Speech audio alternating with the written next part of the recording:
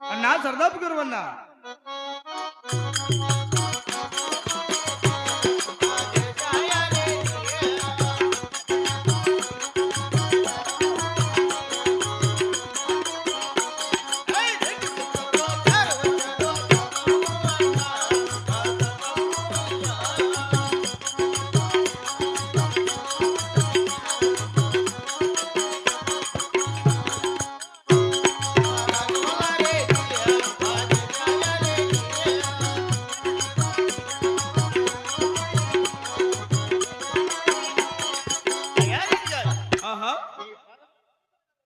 సుఖీరస్తు స్థలవర్ధనమయ్యా. మహాభాగ్యమయ్యా, చాలా సంతోషంగా ఉన్నది రెడ్డి గారు.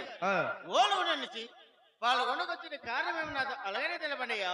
అలాగనే తెలుపుతున్నా, ఆలకించి వినమన్నయ్యా. అలాగే ఆహా అల్ల వినరామా ఎల్ల వినరా వినదాపు గురువయ్యా. చిన్ననాటిలో చేతులలా చక్కగా వినదోరి వినదాపు గురువయ్యా.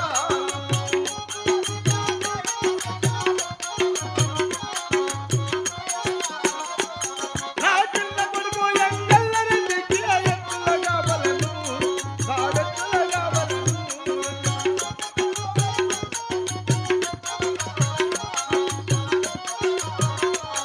నా జాతికి తగిన ఎత్తులగా నీకు తెలుసుకున్నా.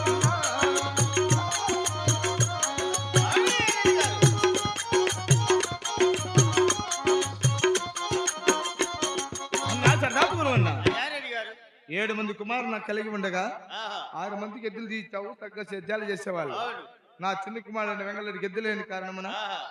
నా చేతమంతా చాలా మట్టమవుతున్నది. అవునయ్యా. అందుకని నా ఇంటికి దిగిన నా ఘాటికి దిగిన ఎద్దుల కాడి నీ కుక్కనికే తెలుసు కాబట్టి అవును. నీ సాయం కోరగా వచ్చి ఉన్నామన్నయ్యా. అయ్యా రెడ్డి గారు, ఇంతకంత చీటి రాచిటే పాలెగాతో తోలంపించింది రెడ్డి. అయినా నీవంత విశ్వాసం గలవాడు గనుకని అవును. నిన్ను చూసినట్టుంటుంది, ఎద్దుల బేరం చేసినట్టుంటుంది. వచ్చి ఉన్నా ఆహా. ఎద్దులు కొనడానికి బుద్ధివంతుడు, తెలివైన వాడు, నా గుడ్డోడు, ఆహా. నా తలారివాడు. అవును. నీ ఎంట పంపేదను. అలాగే మంచి రాముల దుపాటి గొర్రెలను తీసుకు తోలింపించగలవా? అలాగే ఆయ్ తలారి, ఇతనే నా స్నేహితుడు సర్దాపు గురువు అన్న. మాట్లాడు. ఆ. బాగున్నా, నువ్వు బాగున్నావా? మందంత ఈ మందంతా నాదయ్యా. ఆ. యారుంటి కోట్ల యావ కనపల్ల నాకు.